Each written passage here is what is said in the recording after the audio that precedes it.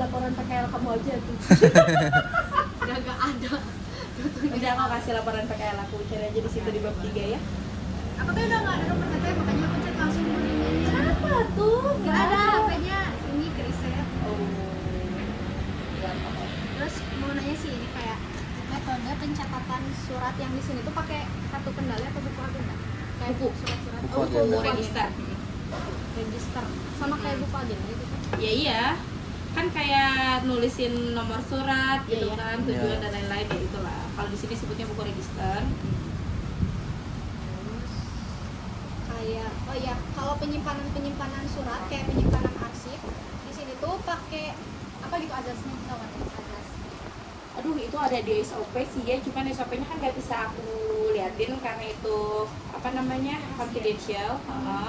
Paling kalau yang namanya surat mah masuk nanti dikumpulin di Burai yang surat masuknya, Surat masuk. terus nanti diarsipnya per tahun gitu kan, nanti gitu aja per sih. tahun. Enggak, jadi kayak suratnya itu ada kan cabang nih, Catatannya. ini tuh cabang. Ah. Pusatnya ada di mana? Ya pusatnya mah di Sunter. Maksudnya kantor pusat. Iya kantor pusat. Iya. Kantor pusatnya di Sunter. Jadi nggak akan ada surat yang harus ditujukan ke pusat atau sini, nggak akan ada. Oh. Jadi udah langsung, karena kan manajemennya beda-beda ya. Iya. Jadi kalau surat masuk ke sini ya pasti untuk cabang kayak Oke, gitu. jadi nggak ada kayak Sentralisasi. disetorin ke pusat gitu. Nggak ada yang harus disetorin dari sini ke pusat. Karena kalau surat-surat yang gitu kalau emang ditujukannya ke pusat ya langsung ngirimnya ke pusat Oh, biasanya, iya. nggak akan melalui itu. Jadi dikelolanya tuh di sini aja gitu. Iya, kalau yang di sini emang tujuannya Untuk dari isinya. sini ya yang ditujukan ke sini langsung atau yang dikeluarkan dari sini langsung. Nggak ada misalkan dari HO diturunin buat disebarkan dari sini, enggak. Paling kayak bentuk-bentuknya surat tagihan, template-nya dikasih dari HO misalkan ya, sama harus ditujukan kemana-kemananya. Tapi kan kita yang ngirim, jadi si pengirimnya tetap kita kayak gini ya. Bisa belum ngerti konteksnya. Misalkan ada surat tagihan nih untuk customer, yang ngerekap kan HO tuh si tagihannya, head office tuh. Nah nanti tapi yang namanya customer kalau kita kan sistemnya cabang ya, bukan franchise gitu kan. Jadi setiap cabang tuh terhubung. Misalkan customer Bandung bisa nyervis di Bandung, bisa nyervis di Tangerang, bisa nyervis di mana, otomatis tagihannya dari berbagai cabang dong. Iya. Nah nanti si HO tuh ngerekapin tagihannya semua. Misalkan si atas nama PT ABC punya tagihan dari cabang mana aja. Nah rekapannya dikirimin ke setiap cabang, tapi setiap cabang itu nerima bukan yang cuma cabang dia aja. Misalkan kayak gini, yang si PT ABC itu punya tagihan di 3 cabang. Si HO bakal ngerekapin, bikin satu surat yang isinya rekapan tagihan PT ABC, yang isinya misalkan tagihan di cabang Bandung sekian rupiah, cabang Tangerang sekian, di cabang Makassar sekian. Si surat yang sama ini bakal dikirimkan ke 3 cabangnya. Tapi setiap cabang itu bakal ngedelete data dari cabang lain. Kayak iya, gitu. iya. Jadi meskipun suratnya sama, tapi isi lampirannya dari HO-nya sama, dari kita yang ngebedain. Oh iya. Yang cabang Bandung, sisa cabang yang lain dihapus dong. Iya. Jadi cuman tagihan yang dari cabang Bandung aja. Berarti kan kita yang nge-create ulang suratnya kan. Iya. Nah kayak gitu. Jadi meskipun suratnya datangnya dari HO, tapi karena harus kita create ulang ya berarti jadi dari kita Iya, iya. juga gitu. Kalau tuh tadi teh Head office, kantor pusat. berarti Gitu. kalau misalkan jadi dikelolanya tuh cuma di bagian di sini gitu. Mm-mm. Nah kalau di sini tuh biasanya si surat-suratnya tuh kan ada setiap bagian gitu ya, misalkan ada bagian keuangan, bagian Ditujukannya ke misalkan siapa-siapa. kayak gitu. Setiap departemennya tuh kayak punya arsipnya sendiri nggak sih? Biasanya sih, aku sih nggak tahu ya kalau yang di setiap departemennya ya, atau setiap personalnya kan misalkan ditujukan kemana-kemananya, aku nggak tahu. Cuman biasanya kalau ada surat masuk, ada register surat masuknya di depan, di security. Ntar kan surat masuk lewat security kan, Iya. ntar dia yang nulis, gini-gini ditujukan ke siapa, ntar dia yang nyebarin, kayak gitu. Jadi yang ngeregisternya terpusat satu, kayak gitu. Yang lain mah ntar mau nulis lagi atau enggak pun urusan masing-masing kayaknya. Tapi aku kurang tahu prosedurnya untuk di bagian lain. Kayak gitu. Masa? Ini kan? Tuh di kelas kamu. Udah beda seragamnya? Beda. Dulu pink, full pink. Pinknya yang pink jreng, sekarang mah marun, dalamnya pink. Sampai tahu aku updatean sekolahnya dia kan. Kayak Tapi gitu. teh di kan ada arsip nih di perusahaan ini. Ada orang khusus nggak yang buat ngurusin arsip ini? Aris gitu. Ya. Nggak ada sih, soalnya itu kan jadinya urusannya itu tuh nggak tahu masuk ke GA atau masuknya ke urusan admin service ya, aku lupa, soalnya yang posisinya sebagai general affair dan admin service itu satu orang, jadi dia ngurusin dua-duanya gitu. Bu Raime yang kalian udah ketemu belum, yang itulah pokoknya. Nah, jadi Bu Raime tuh kalau secara teknis dia jadi admin service juga, tapi pengarsipan seluruh divisi Ya. nanti dikelola sama beliau juga kayak gitu. Iya. Tapi bukan berarti yang ngearsipin one by one kayak gitu ya. Ntar udah direkap nih semuanya, udah dibundling, nanti pas masukin Jure yang nge-register untuk masuk gudang filenya kayak gitu. Kalau Itu kan yang kalau kan per tahun kata ya itu per tahun kayak itu kan surat masuk nih, misalkan ada surat masuk itu ditaruhnya di mana dulu, karena kan belum langsung diarsipin gitu. iya. Kan itu udah disebar ke masing-masing. Ke masing-masing Kemana tujuannya kan? Jadi kan kalau ada surat masuk ditujukannya ke siapa? Misalkan kalau ke Bure ya dikasih ke Bure, ntar Bure punya arsipan sendiri, entah punya file folder apa gimana kayak gitu kan. Terus nanti kalau ditujukannya ke yang lain, misalkan ke Pajaka, ya Pajaka punya tempat sendiri buat punya nyimpen tempat surat. arsipnya sendiri. Kayak gitu. Oh, jadi kayak tiap departemennya lah istilahnya gitu ya, iya, disimpan iya. dulu nanti tiap tahunnya. Nah, meskipun tiap tahunnya juga belum tentu digabungin semua surat-surat, karena surat masuk tuh kan ada yang kadang-kadang kalau udah ya udah gitu. Oh iya. Ya tau lah, Penting gitu ya. penting nggak penting kan kalau yang gitu, kalau emang isinya cuman yang sepele nggak harus selalu disimpan diarsipin kayak gitu. Terutama kan nggak semua surat yang masuk ke sini hanya karena masuk ke kantor isinya berhubungan sama kantor kan. Iya. Bisa jadi surat-surat yang sebenarnya pribadi tapi ditujukannya ke kantor, kayak misalkan surat tuh ada yang tagihan kartu kredit gitu. Kan itu nggak harus disimpan di kantor Iya, kan, cuman masuknya melalui kantor, nah kayak gitu. Jadi lebih kayak, tapi aku pernah lihat gitu di bawah tuh ada kayak ordener gitu kan. Nah itu tuh buat penyimpanan arsip apa itu?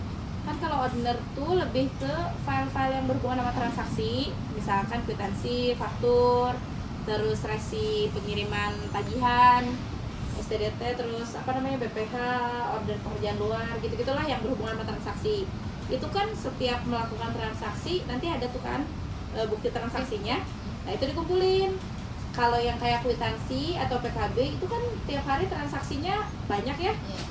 Jadi per bulannya tuh bisa makan tempat. Kalau yang gitu tuh bisa 3 bulan sekali langsung masuk gudang arsip. Karena banyak banget. Oh jadi yang di bawah itu 3 bulan sekali masuk gudang. 3 bulan sekali masuk gudang. Kalau yang kwitansi sama PKB kayak gitu, perintah kerja bengkel itu kan bener-bener per transaksi si filenya tuh ya, bundelan-bundelannya tuh. Jadi kalau udah lebih dari 3 bulan mah, udah masuk 3 bulan mah langsung tarik masuk itu. Tarik ke gudang. Karena di bawah tuh kan space-nya cuma 1 lemari ya. Itu tuh udah bisa makan sebulan aja tuh udah 4 ordener. Karena kwitansi aja bisa 3, PKB bisa 1 atau 2. Terus yang lain-lainnya mah itu biasanya nggak per bulan kan itunya ordernya. Kayak STDT, serah terima dokumen tagihan, itu tuh kayak lembar pengganti resi lembar yang kita keluarkan. Jadi kalau kita ngirim tagihan ke customer, kita kasih lembar serah terima dokumen tagihan bahwa kita tuh emang udah ngirimin tagihannya itu ke customer kayak gitu. Untuk kayak surat keluar lagi mungkin. Enggak, resi, tapi resi yang kita keluarkan kayak gitu. Bukan resi pengiriman surat dari ekspedisi, meskipun dia ntar dikirimnya pakai ekspedisi, tapi dia bakal dilampirkan juga si serah terima dokumen tagihannya. Itu bukti kalau kita udah nyerahin tagihannya ke customer. Jadi di kita udah nggak ada tagihan asli. Jadi kalau tagihan faktur, kwitansi kayak gitu, itu tuh kita naruh kopinya doang. Kan kita sekali ngeprint tuh rangkap 5 tuh. Kalau yang carbonized paper itu yang 5 rangkap. Yang aslinya tagihannya nanti dikasih faktur pajak sama STDT yang aslinya buat ke customer. Bukti bahwa itu tuh udah dikirimin. Jadi kita cuma nerima kopinya. Karena kan ini tuh sistem pembayarannya kan kalau bisnis to bisnis tuh nggak langsung cash. Bisa kalau istilahnya mah ngutang lah gitu, jadi AR kan.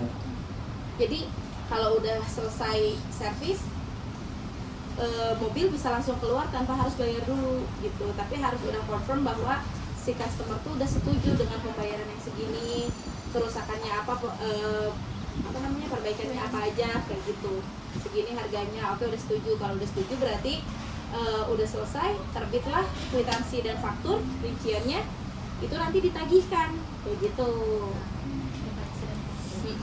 Nah, ditagihkannya melampirkan serah terima dokumen tagihan bahwa si dokumen tagihannya sudah diserahkan kayak gitu. Antara diterima atau enggak kan itu tergantung ekspedisi kan. Nah, yang penting kita udah menyerahkan, nanti kita kasih bukti penyerahannya ya, nomor STDP itu sama resi kalau pakai ekspedisi. Tapi di sini juga ada messenger yang ngasihin tagihan kalau di dalam kota. Jadi messenger tuh pengantar pesannya, pengantar surat gitu. Jadi di sini mah lebih banyak ngerekap yang kayak tadi mungkinnya kwitansi sama Iya, faktur, bukan lebih bukti-bukti ke surat-surat transaksi. ya. Enggak sih, kalau surat-surat mah enggak banyak. Ya paling kalau di sini juga ngirim-ngirim surat jarang menerima balasan ya, karena bentuknya surat-surat himbauan pembayaran kayak gitu. Ya kan, jadi kita emang ngirim bukan untuk menerima balasan itunya ya, menerimanya balasannya berupa pembayaran kayak gitu kan. Ya lebih bagus kalau ada confirm juga dari mereka, tapi mereka kan ya customer kan kita nggak bisa ngeprediksi ya bakal aware atau enggak tentang ngebalas surat atau gimana kan. Terus paling lagi ya. Boleh lanjut dulu bentar. Kalau misalkan ada surat nih langsung ke orang yang berkepentingannya aja. Nah, terus kalau misalkan ke bagian pemasaran, misalkan suratnya tuh ditujukan ke bagian pemasaran. Nah, si kira-kira surat itu teh terkait apa gitu di pemasaran? Tahu nggak Nat? Aduh, kalau itu aku kurang tahu ya. Soalnya aku bukan bagian yang berhubungan dengan pemasaran, jadi aku nggak ngerti kalau surat masuk ke mereka tuh apa aja. Cuman kalau di bagian aku sendiri, aku kan atas langsung aku Bu Reme ya, bagian admin service sama GA. GA tuh kan yang bagian apa ya, kalau di rumah mah bagian rumah tangga lah kayak gitu. Kayak urusan kebersihan, pajak air tanah, listrik, terus apa-apa gitu yang berhubungan dengan pihak luar itu dari GA gitu kan. Nah, paling surat-suratnya kayak pemberitahuan pembayaran air tanah kayak gitu, terus reminder untuk penggantian apar kayak gitu-gitu sih kebanyakan kalau GA. Kalau untuk dari adminnya sendiri Kayak misalnya mungkin misalkan setiap departemennya tuh megangnya tuh terkait apa gitu.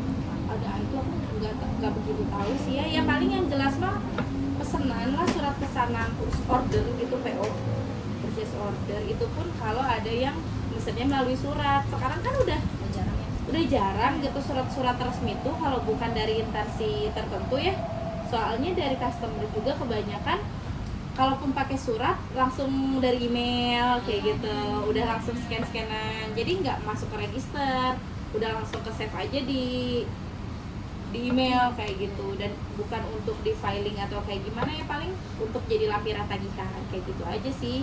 Jadi ntar arsipnya nempel di tagihannya kayak gitu sih suratnya tuh.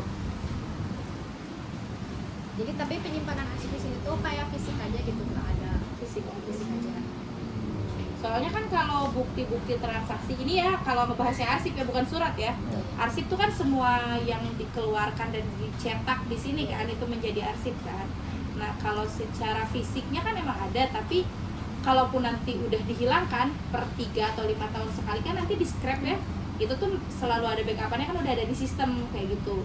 Cuman pentingnya nyimpen arsip, kita tuh kan nggak boleh mencetak 2 kali demi keaslian suratnya gitu ya. Nah, paling tuh ngecetak 2 kali kalau ada kejadian luar biasa, misalkan entah customernya yang menghilangkan surat atau apa kayak gitu, terus dia butuh salinan aslinya kayak gitu. Misalkan kan kalau yang 5 rangkap itu yang asli yang warna putih kan, sisanya kopi kan.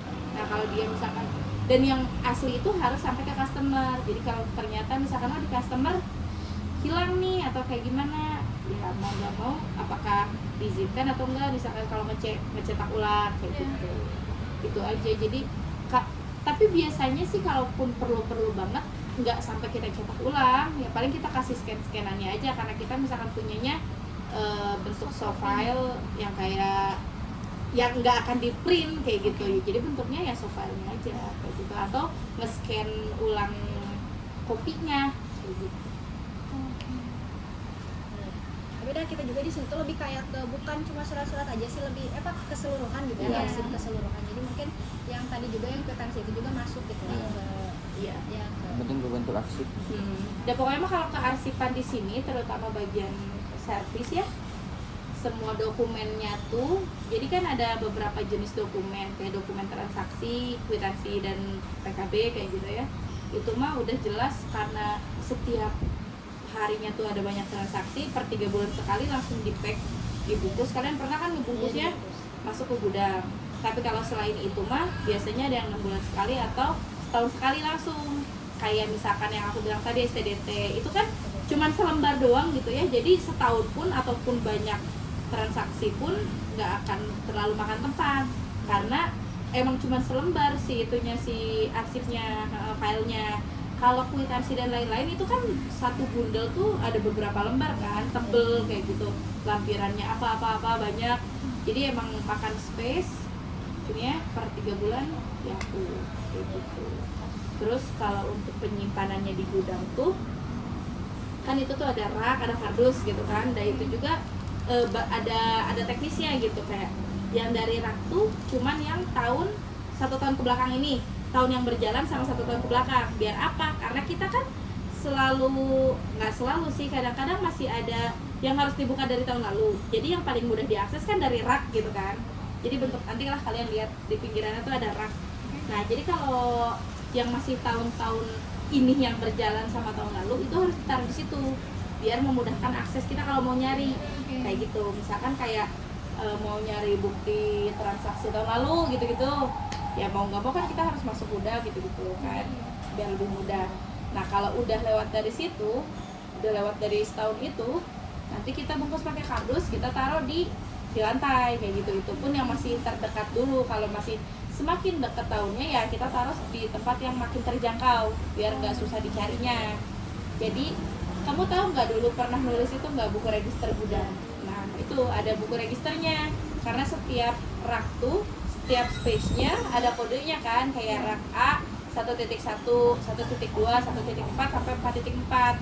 Nah di space itu isinya apa aja itu ada di bukunya. Nah terus di tempatnya juga kan, kalau kita di sini bungkus pakai plastik gede banget gitu ya, bentuknya bakal kayak laundryan. Di situ tuh udah ditulis isinya apa aja dalam buntelan itu teh gitu kan, isinya apa aja. Jadi kalau nyari, oh ini ada di 4.4, tinggal dilihat 4.4 bener nggak, ada nggak kayak gitu. Nah kalau udah misalkan udah setahun nih berlalu, kan itu update terus kan, 3 bulan sekali pasti ada masuk gitu. Nanti kalau udah setahun kita bungkus pakai kardus, nanti kita kasih label kardusnya dokumen valid. Dokumen valid itu berarti dokumen yang belum lebih dari 5 tahun. Nanti dikasih tuh isinya apa aja, tahun berapa kayak gitu. Kalau udah lebih dari 5 tahun, kita ganti lagi labelnya jadi expired dokumen, karena itu berarti udah bisa di scrap kayak gitu, udah bisa dihancurkan. sesutin ya. Betul.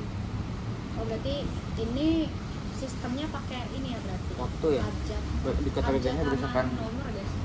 Aja apanya dulu? dikategorikannya gitu si arsipnya tuh. Waktu sih, Berdasarkan lebih ke waktu. waktu. Soalnya kalau Jadi ada A, B, C. itu raknya rak A, maksudnya tuh kan biar itu aja, rak A, rak B, rak C, rak D, Gitu. gitu, nggak ada hubungannya sama isi arsipnya kalau nomor rak tuh. Cuman kalau dari penyimpanan itunya, kategorinya lebih ke waktu aja. Jadi satu bundel ini misalkan isinya kwitansi bulan Januari, Februari, Maret, nah kayak gitu. Nanti yang ini Maret, April, Mei, Juni kayak gitu. Terus ini PKB kayak gitu.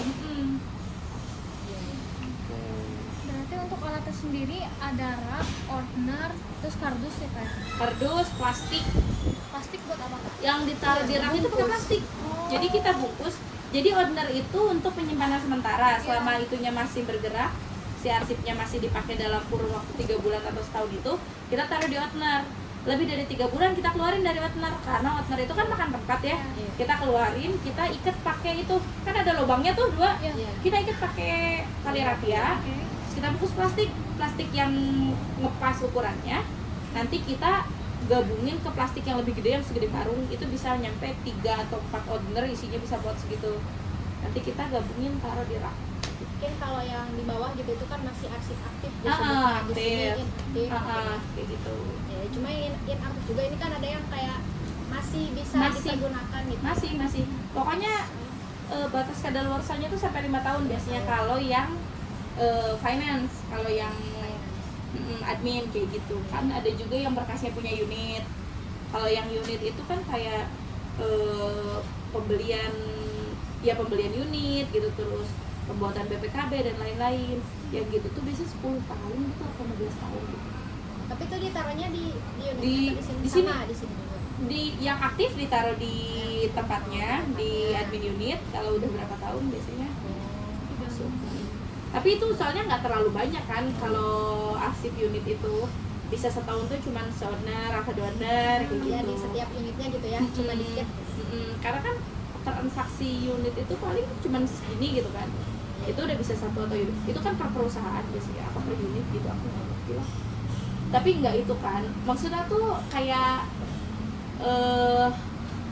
nggak seaktif kegiatan servis. Servis kan bisa sehari,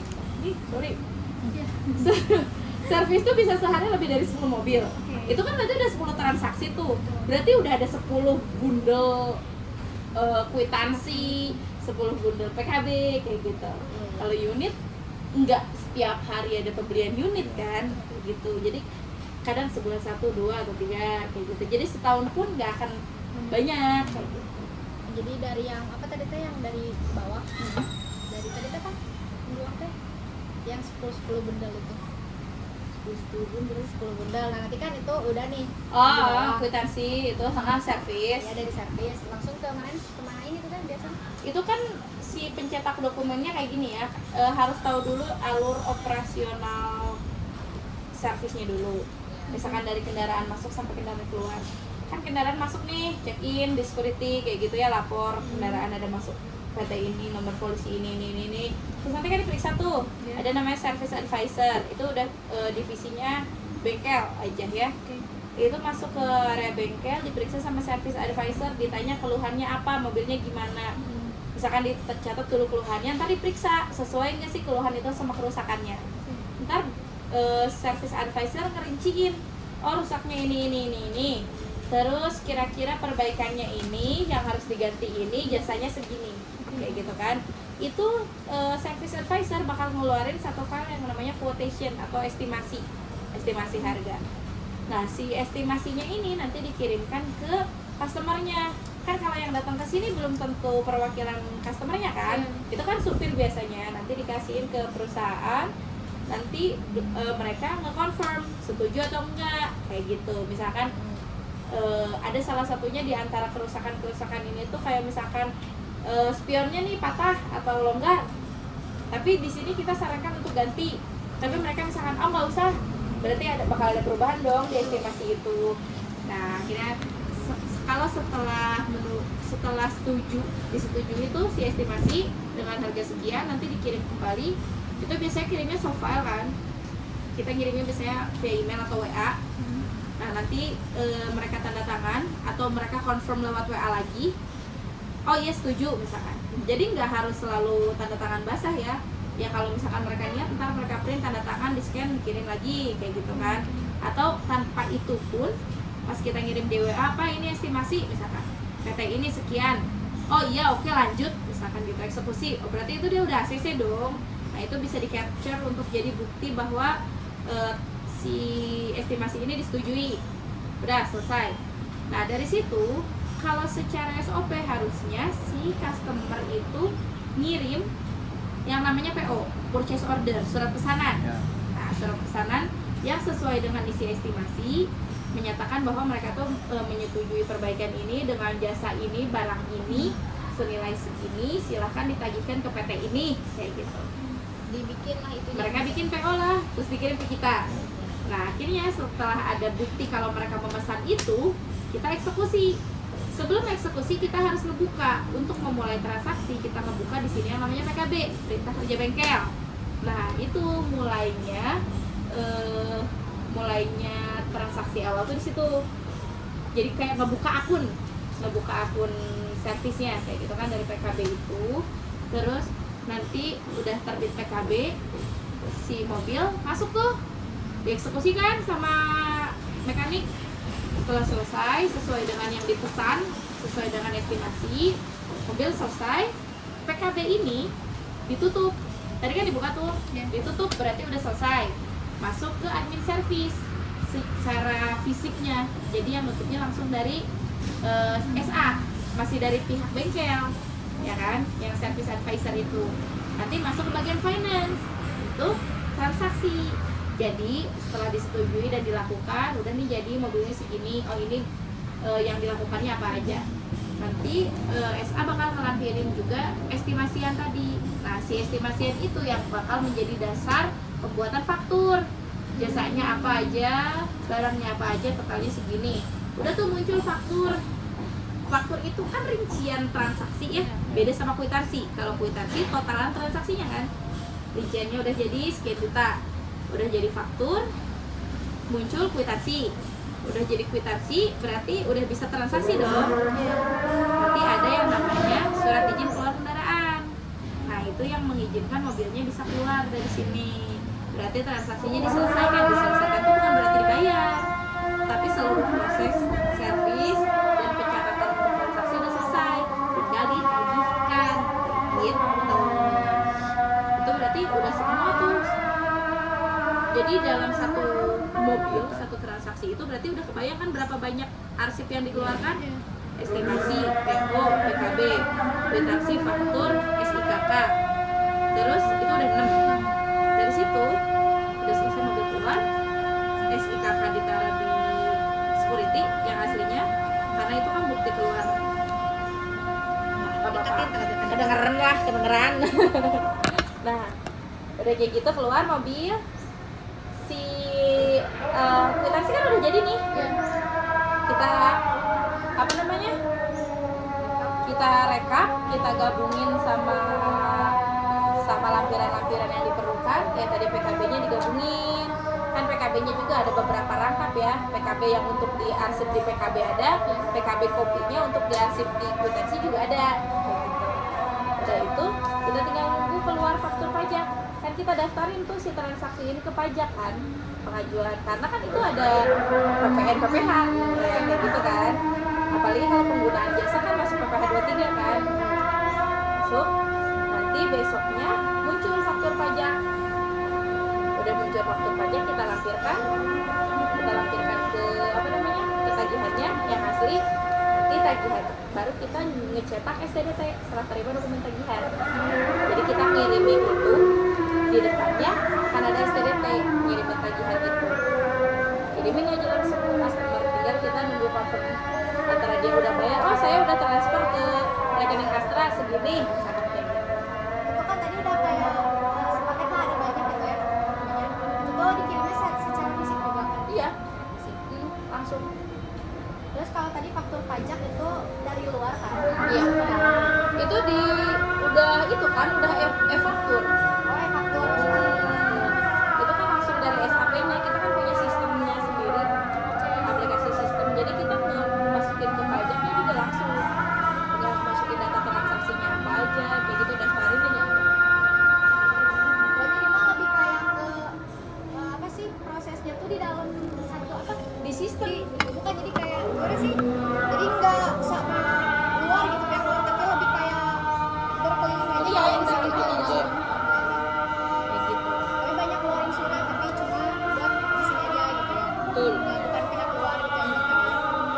Tapi banyak juga ya suratnya. Makanya kan, makanya makan tempat kan. Satu transaksi aja segitu gitu.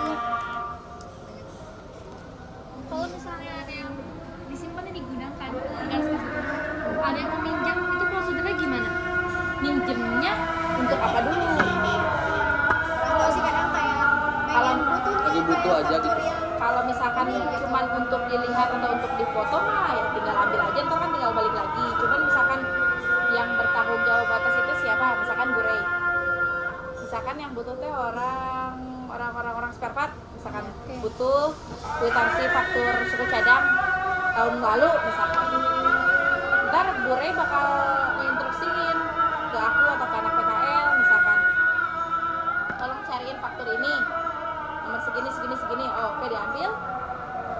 Jadi nggak formal gitu kan. Kebutuhannya untuk apa dulu? Kalau misalkan untuk difoto doang, oh dilihat cek udah selesai, nggak masuk lagi, berarti no issue kan. Maksudnya tuh nggak ada nggak sampai ya prosesnya nggak panjang lah kayak gitu, dibutuhkannya juga. Udah jarang sih, soalnya kan kayak semua yang dicetak itu tuh ada di sistem juga. Jadi mengaksesnya juga bisa. Maksudnya tuh kan nggak semua orang punya akses yang sama ya, kayak mengakses data bengkel yang nggak bisa orang admin gitu kan. Ya jadi tinggal bilang aja, ntar ngeliat atau minta di-emailin bisa gitu. Jadi bukan lebih kayak pinjam fisiknya nggak ada gitu Jarang sih. Paling cuman butuh buat ada lampiran dari luar, misalkan kayak lampiran PO.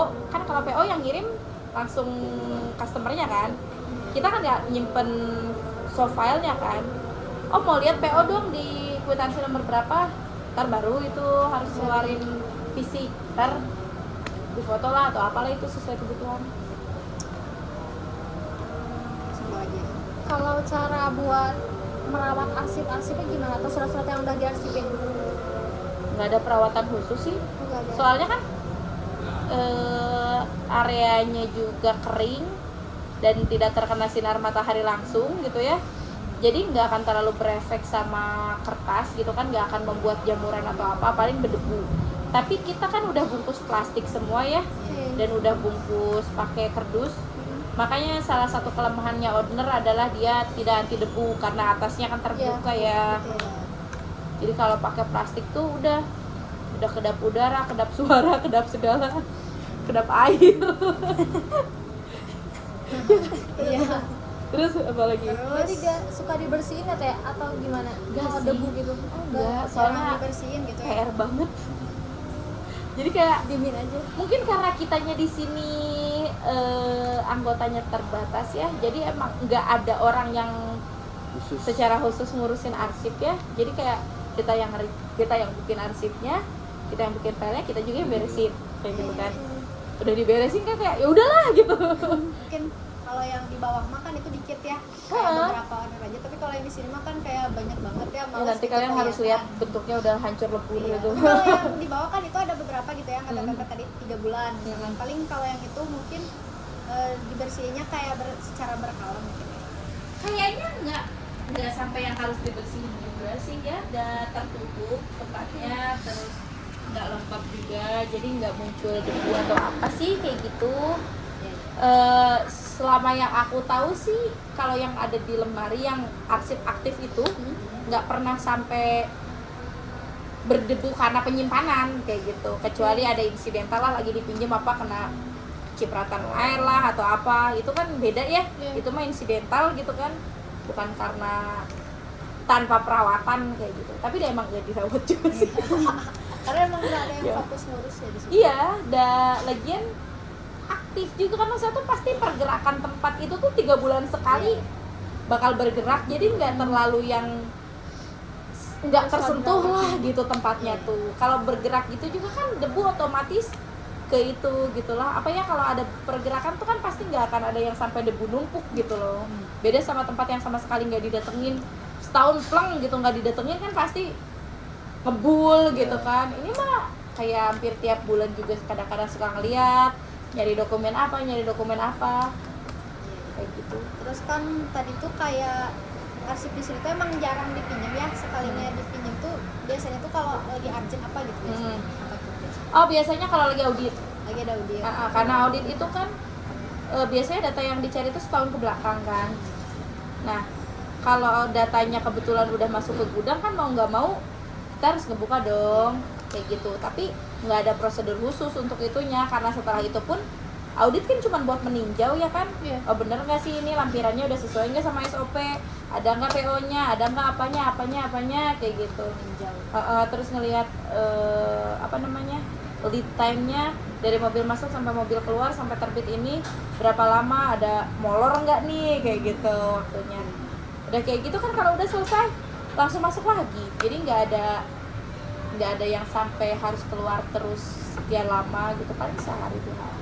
kalau biasanya gitu ada yang minjem ya kayak yang di arsip itu biasanya ada kayak minjem nih berapa gitu biasanya per bulan rata-rata yang minjem itu biasanya. Oh, nggak begitu sih. Yang jelas yang pasti itu setahun sekali ke Saudi. iya. Yang pasti itu. Kalau yang bulanan, Berapa dokumen gitu lah minimal berapa? ya minimal apa ya 2 atau 3 mah untuk nge-review doang Iya, per bulan. tagihan Iya. kayak gitu. Heeh. Per bulan. Per bulan. Kayak misalkan nge-review tagihan yang ini sebenarnya udah pernah dikirimin atau belum sih, atau kayak apa, ada nggak sih lampirannya sesuai atau enggak sih, kayak gitu doang. Dan itu pun cuma dilihat, udah dilihat, oh udah balik lagi kayak gitu. Karena dulu lebih ke bukan suratnya tapi transaksi. Iya. Iya kayak gitu. Nggak diperluin gitu. Transaksi. Dan kalaupun ada surat juga bentuknya bukan surat-surat yang entah harus dibalas atau kayak gimana, kayak pemberitahuan aja kayak gitu. Iya. Kalau itu pun dari pihak luar yang bentuknya instansi tertentu aja kayak gitu. Ya kayak gini nih, surat PKL misalkan Iya. atau surat observasi. Iya. Ini nanti aku masukin kan, ngegabung sama surat-surat yang berhubungan sama PKL. Tapi sebenarnya ini aku butuhin cuman buat maksudnya tuh disimpan juga langsung diarsipin doang kan, nggak akan ada peninjauan lagi kan Iya. tentang ini kayak gitu. Iya. Nggak penting itu, nggak penting juga kayak nggak harus ditinjau. Nggak harus ditinjau lagi kan, Dan nggak ada harus balasan juga. betul kayak gitu kan. Ini cuman berupa informasi. Oh, oke. Pemberitahuan udah aja kayak gitu kan, nggak ada eksekusi lainnya, nggak ada tindak lanjut gitu dari ini. Terus yang tadi kata Tete juga nggak ada prosedur minjemnya juga nggak ada kan ya? Terus apa lagi ya? Oh ya, metode penyusutan sih paling. Ada penyusutan kayak yang tadi dianjurin kan? Itu biasanya berapa tahun sekali? kalau yang finance kalau nggak salah 5 tahun sekali, kalau yang unit 10 tahun. Yang unit 10 tahun tadi. Terus berarti itu kayak 10 tahun sekali. Apa kayak tanggal itu udah ditentuin kayak misalkan tiap akhir Nggak tahun juga sih. Enggak. Juga kan berarti jatuhnya meskipun 5 tahun sekali pasti scrapnya tuh harusnya tetap tiap tahun. Iya, iya. Karena tiap tahun kan ada yang umur 5 tahun. Iya, iya. Kayak gitu kan. Oh, iya iya. Ya benar. iya dong. Iya, iya, iya. Bukan berarti 5 tahun harus tunggu 5 tahun sekali kayak pilpres dong, kayak gitu kan. Jadi kalau misalkan tahun ini berarti yang 2019. Oh iya. Ada. Tahun depan yang 2020. 20. Tahun depannya lagi 2021. Iya, Kayak iya, gitu. Cuman mungkin kitanya emang nggak melakukan tiap tahun karena emang rada ribet ngeluarinnya kan, karena kita harus nyisir sampai dalam-dalam dulu, terus ngesaring lagi mana yang sekira-kiranya masih bisa atau enggak kayak gitu. Takutnya ada file-file penting yang kecampur sama itu gitu kan, jadi kita harus nge-review satu-satu sweeping kayak gitu kan. 5 tahun sekali. Tiap tahun jadi tiap tahun jadi Iya, tiap tahun. cuman usia filenya 5 tahun. Iya, iya.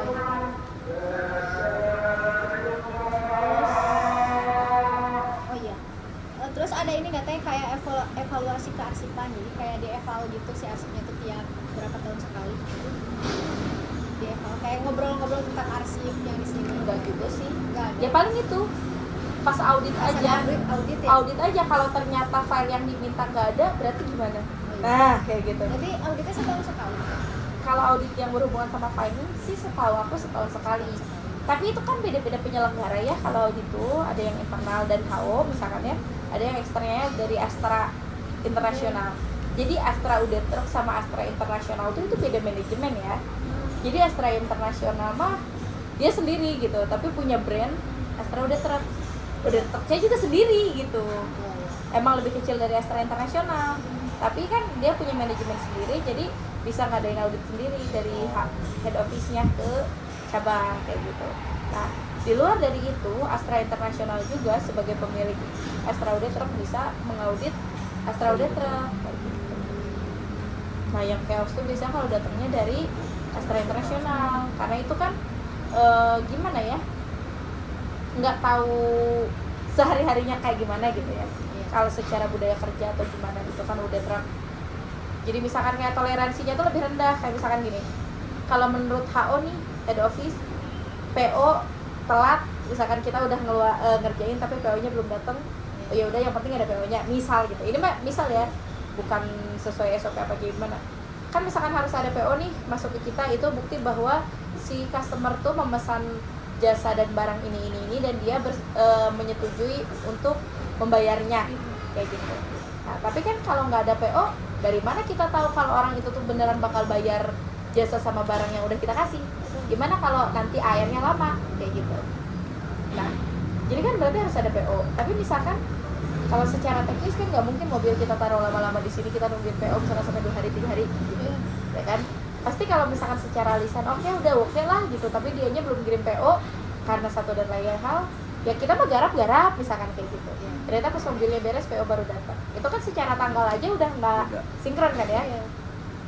Misal kalau secara teknis itu dari HO gak apa-apa misalkan ya toleransinya, oh yaudah yang penting ada PO-nya, berarti udah kredibel lah, udah terpercaya kalau dia mau bayar kayak gitu. Tapi ternyata dari AI-nya oh nggak bisa, PO tuh tetap harus sebelum terjadi eksekusi apapun, karena itu kan yang menjamin dia mau bayar. Gimana kalau kita udah eksekusi dia nggak mau bayar? Nah kayak gitu. Makanya kadang-kadang suka ngeri juga kalau udah datang audit yang dari sana gitu, karena toleransinya rendah kayak gitu. Itu bener-bener strict banget sama SOP misalkan kayak gitu. Tapi ya kan nggak salah juga kayak gitu pun. Jadi emang rada ketar-ketir di situ. Nah, jadi itu suka nyari-nyari. Kira-kira kan dari itu kata tapi kan kayak tiap mobil tuh tiap transaksi itu banyak ya suratnya. Kayak ya surat-surat yang tadi Tete sebut itu banyak kan. Kira-kira sehari itu biasanya ada berapa mobil? Aduh kalau itu aku nggak tahu ya, karena beda-beda dan kadang-kadang kalau lagi enggak. Maksudnya tuh gini, di sini tuh kan sistemnya ada yang walk-in service tuh, ada yang walk-in, ada yang field service. Walk-in itu mobilnya datang ke sini. Kalau field service tuh kitanya yang datang ke tempat. Bisa kayak kalau dianya mogok di apa namanya tol, kan nggak mungkin kan geret ke sini gitu kan. Kalau misalkan rusak apa gimana, ya akhirnya kita nyamperin dong. Jadi kadang-kadang di sini nggak ada, di luar banyak. Kadang-kadang di sini banyak, di luar banyak. Kayak gitu. Kalau mungkin kalau hitungannya per bulan itu bisa 80 atau 90 atau 90 transaksi ya. Oh, 80 sampai 90 transaksi. Per bulannya. Per bulan. Berarti itu teh misalkan banyak kan transaksinya, dari setiap transaksi itu kan banyak ya surat-surat itu. Jadi banyak banget. Iya makanya aku bilang kalau yang kayak gitu kan pasti 3 bulan sekali itu. Udah kebayang kan satu transaksi aja tuh udah berapa macam suratnya? 6 tadi. Berapa tadi? Ya 6 lah, ada 6 macam kayak gitu kan. Dikali sebulan udah ada 90. Itu udah setebal apa ya kan satu transaksinya. Makanya kuatnya cuma sampai 3 bulan masuk gudang. 3 bulan masuk gudang. Kalau yang sebulan tuh tadi kan di 90 teh 80. Ya, Itu tuh yang 80 lah. di sini atau campur dengan di sini sama yang kayak sama di tol juga. Itu di sini sama di tol sih, cuman kayak gini ya.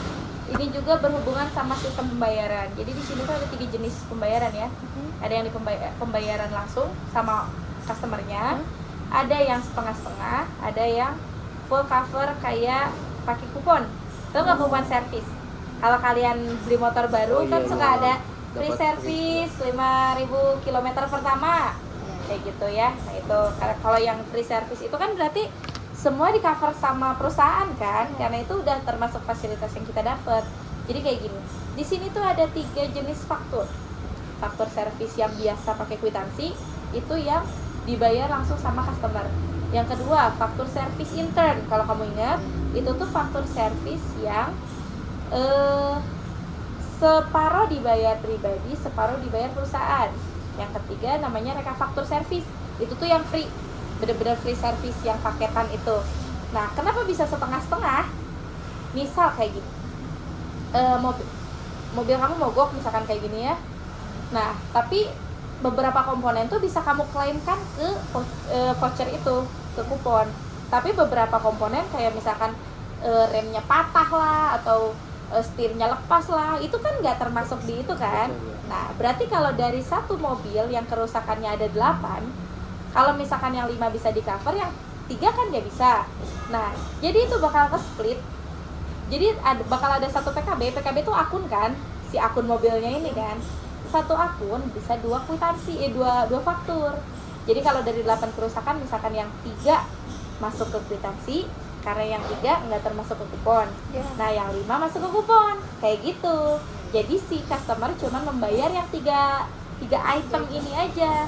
Yang 5-nya tetap atas nama mobil itu, atas nama PT itu, tapi dibayarin sama kantor. Kayak gitu. Nah, itu kan. Yang ketiga, mobil yang masuk tapi full cuman free service aja. Kayak gitu, cuman ganti oli, grease chassis, apa yang termasuk paket itu masuknya ke reka faktur servis. Nah, yang 80 sampai 90 tuh yang kwitansi aja, yang bayar sendiri. Jadi kita nggak tahu nih yang gratisannya ada berapa.